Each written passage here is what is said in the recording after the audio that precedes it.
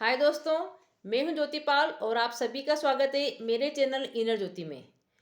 दोस्तों, जैसा कि आप जानते हैं कि हम लोग महर्षि पतंजलि के योग सूत्र पे बात कर रहे हैं और आज हमारा योग सूत्र शुरू होता है 16 नंबर का, जिसमें कि हम कुछ क्रिया योग के बारे में बात करेंगे दोस्तों। तो जैसा कि आपको पता है कि अपने आप को जानने के लिए, पहचानने के लिए कि मैं कौन हूँ, क्योंकि नेचुरली क्या होता है कि जब हम शरीर में पैदा होते हैं तो हम बचपन से उससे इतने संलग्न हो जाते हैं कि हम अपने आप को शरीर ही मानते हैं, क्योंकि हमने उस आत्मा तत्व को देखा नहीं है, उस तत्व को हमने जाना नहीं, जो कि कभी मरता नहीं। जैसे कि गीता में कहा गया है कि ये जो जीव होता है ये सिर्फ आपका कपड़े बदलने जैसा काम होता है। जब उसकी डेथ हो जाती है तो वो दूसरा जन्म ले लेता है, मतलब कि वो दूसरा शरीर धारण कर लेता है। लेकिन दोस्तों, क्या होता है कि हमारी डेथ होने के बाद भी हमें उसका पता ही नहीं पड़ता है।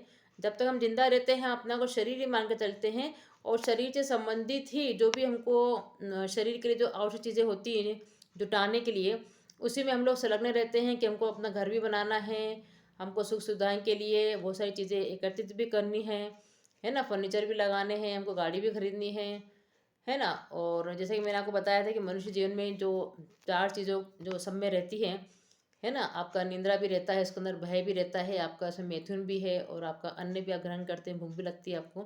इन्हीं क्रियाओं में हम लोग जीते हैं और इन्हीं में हम लोग मर जाते हैं। लेकिन मनुष्य का जो जीवन है दोस्तों, ये कहा जाता है कि उसका मेन लक्ष्य ये होता है कि वो उस ईश्वर तत्व को जाने, उस तत्व को जाने जो कभी नहीं मरता है, जो कि नित्य है, जो कि परमानेंट है, जो कि हमेशा रहता है।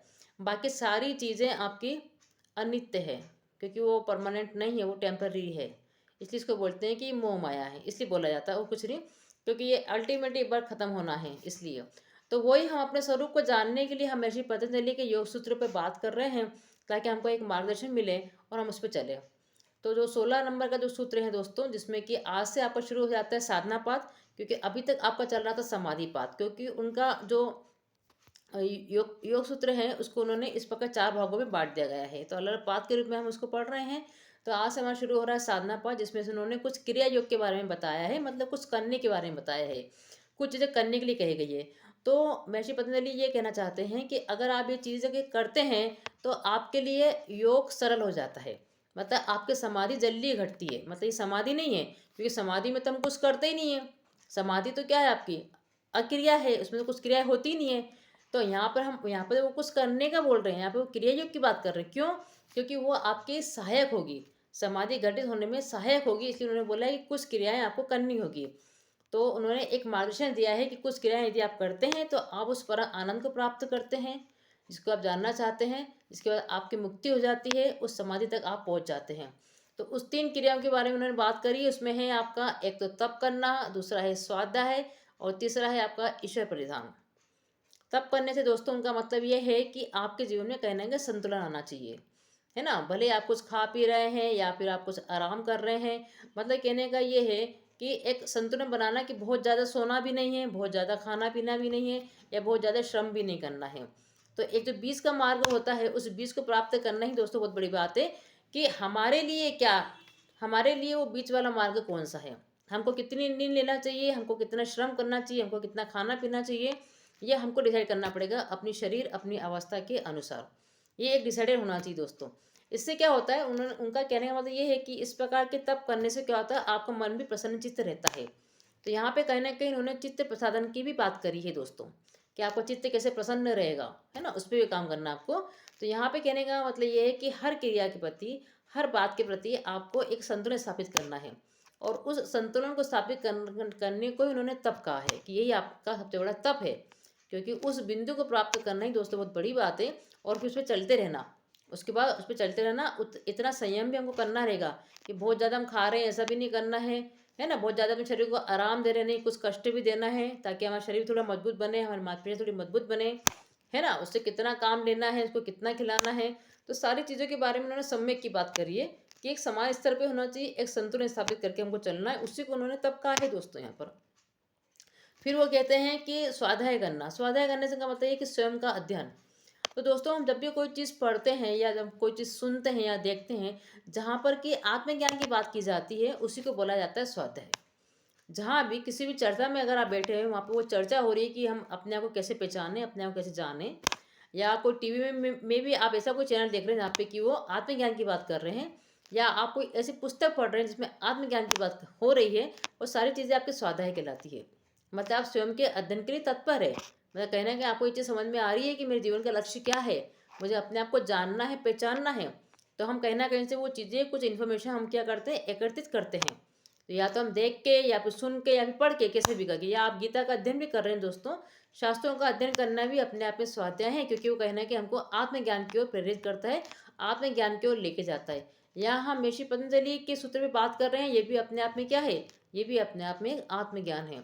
जो भी चीज़ें आपको आत्मज्ञान की ओर लेके जाती है या आपको प्रेरित करती है वो चीज़ें, है ना, स्वयं को जानने की जो भी चीज़ें होती है, सेल्फ नॉलेज की जो भी बात होती है, वो सारा आपका स्वाध्याय कहलाता है। तो वो स्वाध्याय भी आपको करते रहना चाहिए, ताकि आप उससे जुड़े रहे। आप किसी ऐसी जगह उठ के ना बैठ जाए। आपका मन अगर एक बार दोस्तों कभी गलत जगह पे बैठ जाता है, जहाँ पे कि महत्वाकांक्षा रहती है, कुछ ना कुछ पद प्राप्त करने की, बहुत ज़्यादा धन प्राप्त करने की, या अपने आप को ऊंचा उठाने की, उस अहंकार में अगर इंसान पड़ जाता है ना दोस्तों, फिर वो इधर नहीं आ पाता है, वो लौट के इधर नहीं आ पाता है।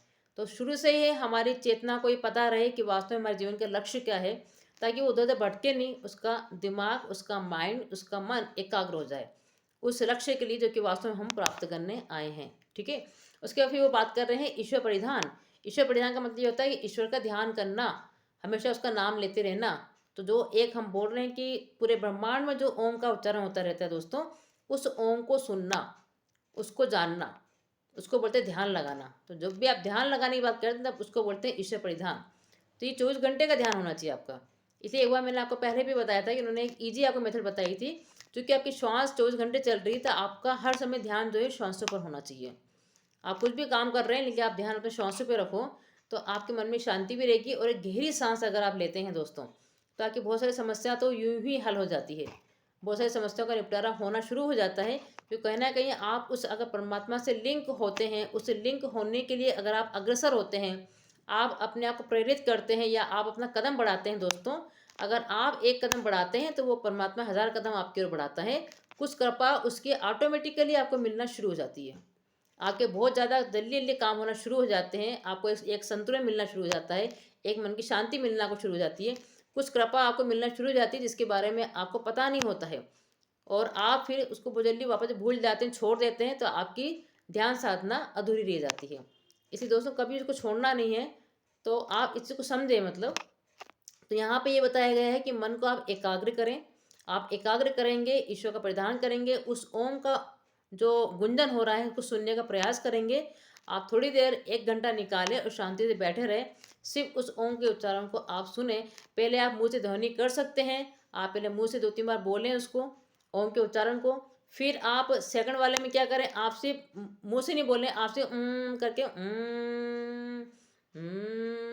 मतलब ओम का इस प्रकार से स्वर्ण करें, लेकिन मुंह से नहीं होना चाहिए, वो ऊँ करके होना चाहिए।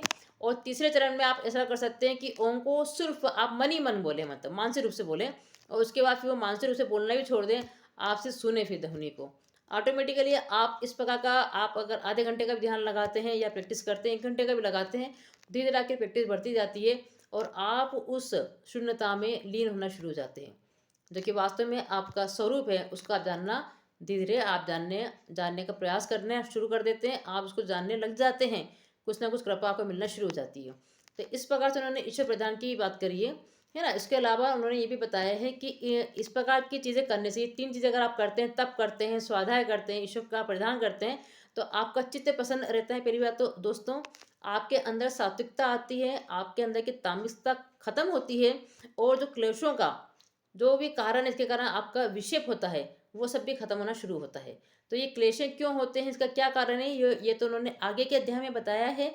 लेकिन यहाँ पे उन्होंने जो क्रिया की बात करी है, इन 3 क्रियाओं के बारे में बात करी है, जिसे कि हमें अपने जीवन में अपनाना चाहिए। इन चीज़ों को हमको फॉलो करना चाहिए, ताकि हम कहीं ना कहीं उस समाधि की ओर बढ़ें, उस समाधि तक हम पहुँचें और अपने स्वरूप को जान सकें।